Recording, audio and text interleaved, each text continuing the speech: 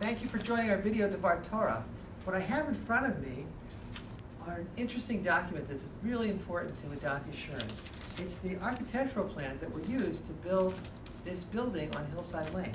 The blueprints that were created by the architect detailing every aspect of how this building should be constructed, from where the chairs should be to where the doors and the windows should be and what their sizes should be. This is what it takes in order to create any kind of building. You have to have plans. Why am I sharing this with you? This week's portion, Parshat Terumah, towards the end of the book of Exodus, God tells Moses, instructs him to begin the process of building the Mishkan, the tabernacle where the people of Israel would serve God as they wandered through the desert. It's incredibly detailed, as are the several portions that conclude the book of Exodus, with unbelievable amount of detail, exactly how the Mishkan was to be built, what materials were to be used, how many poles, how many walls, all kinds of details, just like a blueprint that's given for building the synagogue. Very important line that's found in the Parsha and also on the wall opposite our sanctuary at Adath.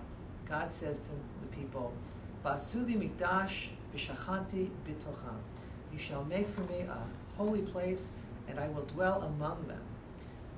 The rabbis have often noted that it doesn't say I will dwell in it. God says I will dwell among them. God is not limited to the sanctuary or to the Mishkan that is constructed in the desert, but rather it's the tabernacle which becomes the focal point for the people to feel God's holiness. Well, that's true of the synagogue. The synagogue is that focal point, reminding us of our relationship with God, but our relationship is not limited to this one place. And the building alone doesn't make it a holy place. It's what happens inside.